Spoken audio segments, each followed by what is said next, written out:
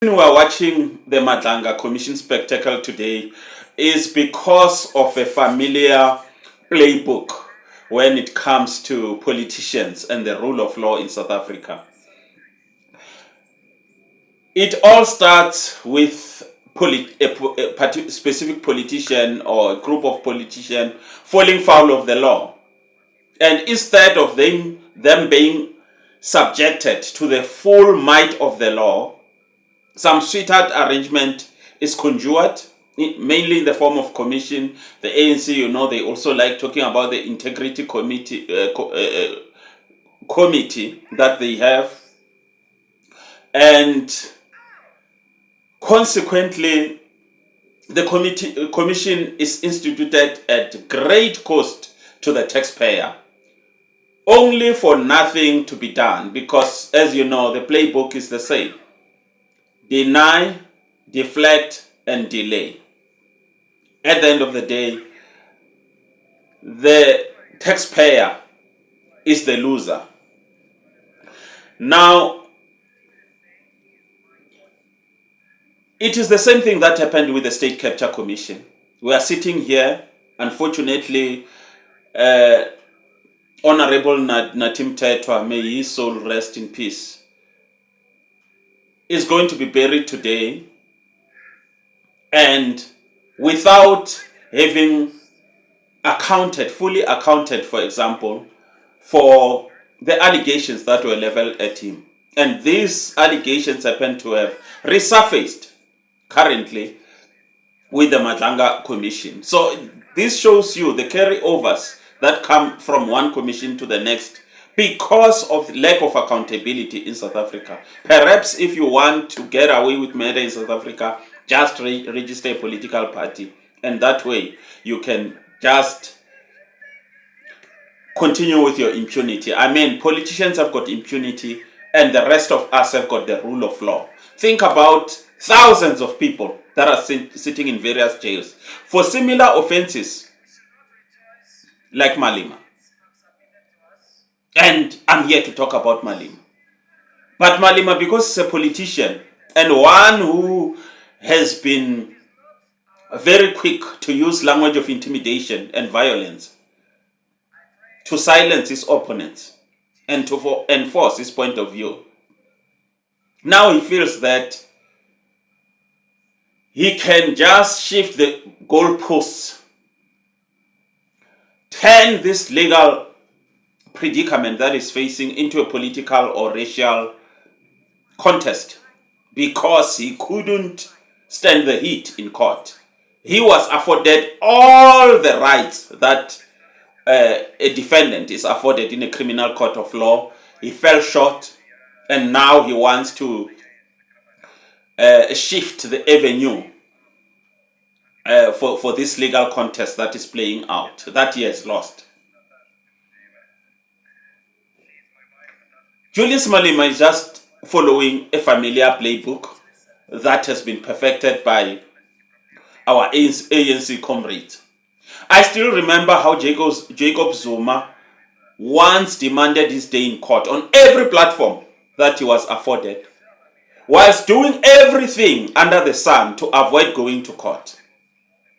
Fortunately for Jacob Zuma, he got a taste of accountability when he had to spend a few days in court, in jail, I mean to say, for having held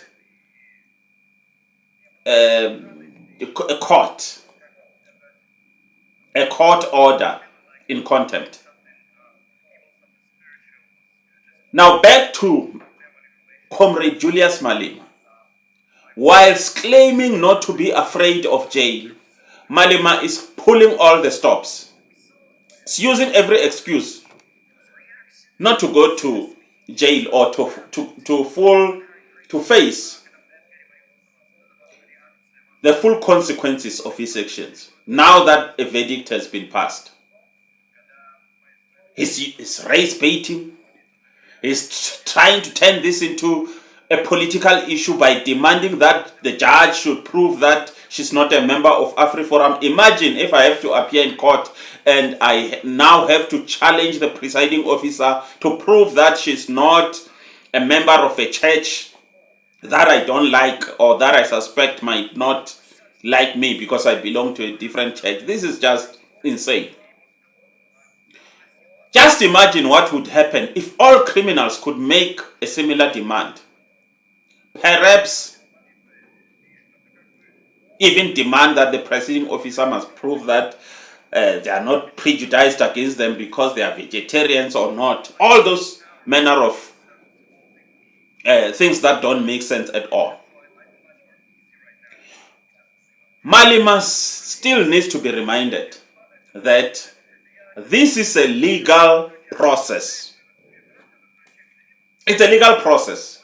And he needs to continue to use the legal avenue to defend himself.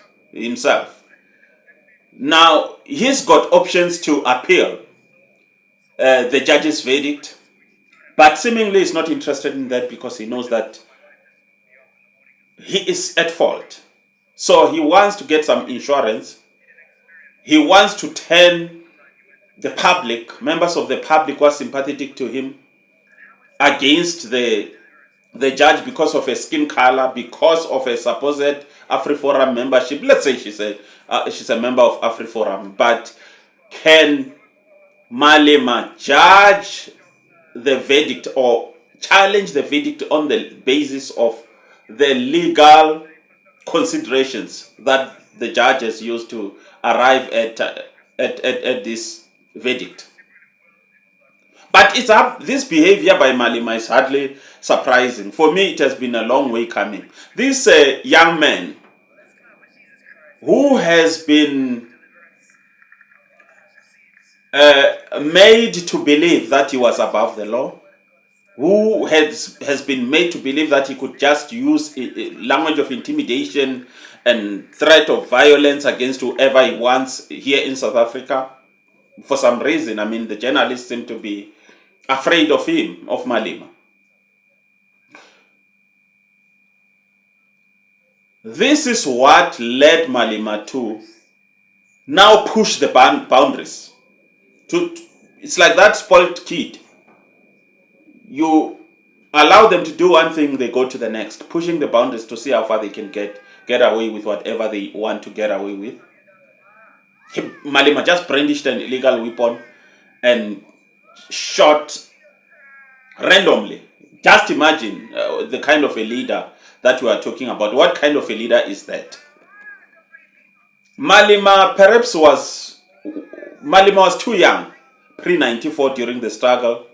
Now he wants to compensate for not having maybe the struggle credentials that his peers in the ANC and MK party have. He did not have the opportunity to fight the armed struggle or to create the struggle, the track record of struggle credentials. And now he's behaving as if we're still in a war. And this is typical of people who have never fought a real war, really. A real fight or a real war. They tend to romanticize war or violence because they have no clue what the real implications of a real war. Encounter a genuine war veteran and you will see somebody who's disciplined, somebody who accords a certain level of respect to war because they know the real implications. They've been there. They know that a war is not a walk in the park. But ironically, one thing that is ironic is that the judiciary has had a hand in the molding of the kind of Malema that we're talking about today. It was the judiciary that allowed the likes of Malema. I'm not a legal person, but be that as it may, for heaven's sake, how do you allow people to sing? Imagine, somebody singing kill the Tongas, kill the Vendas, kill the Zulus, kill the Xhosas. I don't think that would be acceptable. I still don't think it's acceptable. Whatever legal considerations have been considered, you cannot just allow things because they were history. Yes, they might have been part of history, but we move with the times. Those kind of things have become irrelevant in the kind of setup that we have. If nation building is as precious as we claim it to be, then I think we need to do away with those kind of things. The court should have never allowed that to happen. I would argue against the decision of the court, irrespective of who is at the receiving end of that kind of abuse. It's just uncalled for. It's unthinkable. Why in a country you would have... we are just way too permissive in South Africa. Anything that is immoral or that is uncalled for seems to resonate with our institutions and our communities. Now, what is happening with Malema, with his race baiting, trying to turn this into a political battle, is that as the public, as South Africans, we need to be very careful not to fall into the temptation of racial solidarity. And that is one of our problem with our society. Issues matter to us based on who is affected, not because they are right or wrong. For example, a report of a farmer who has murdered a farm worker, fed them to pigs or whatever, hardly elicits a response from the white community. Meanwhile, the majority of us black people might decide to just keep quiet when Malema makes some funny, racist statements against white people. Somehow, we find a way of justifying it and just letting it go. So we are all guilty to a great extent. We are all guilty of racial solidarity. Things matter because they affect me, or a person who looks like me. Right is right and wrong is wrong. Donald Trump, for example, just because he's got a white skin, he is celebrated irrespective of his bigotry. Imagine if Donald Trump was a black person. Malema is just a black version of Donald Trump on the extreme left. Donald Trump just happened to be extreme right, Malema extreme left. That's the difference. But the bigotry, the demagoguery, the propensity to use violence and to glorify violence is part of their DNA, and it's not acceptable. It should never be accepted under any circumstances. All of us, black and white, should raise our voices against injustice, irrespective of the color of the people that are at the receiving end of that injustice. That's how you build a just society, because the thing is, today that injustice might be in your favor, but let me tell you, demagogues, sooner or later they turn against the very same people who think they're on their side.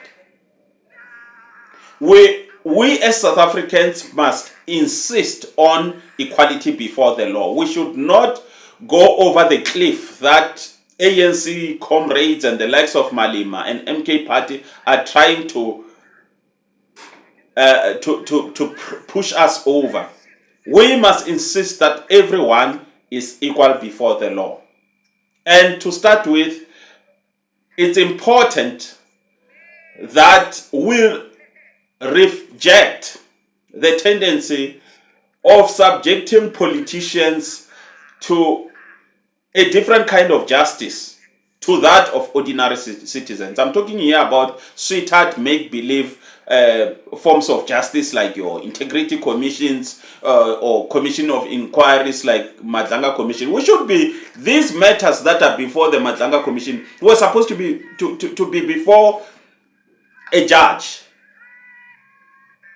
and the accused sitting there and defending themselves before a judge, rather than these make-believe schemes that are meant to wear out the patience of the public, wear out the interest and the focus of the public, and after spending so many millions, do nothing about the reports that are supposed to be acted upon. We must remain vigilant to ensure that we bring to an end impunity of politicians like Malema. Malema, like many other ordinary South Africans, must face the full might of the law for their actions. We must not entertain the nonsense that they're coming up with. As I speak, I'm sure they are busy coming up with more ridiculous reasons why Malema should not face the full might of the law. We must also insist that Madlanga, this time around, Madlanga Commission should result in criminal prosecutions. No deflection, no denials, and no nothing. We either have equality before the law, or perhaps there should be no law at all. Please let me know what you think about this on the comment section. What do you think about this court case that has to do with Julius Malema of the EFF? Please like, comment, and subscribe. This is the Voice in the Wilderness. My name is Rendani.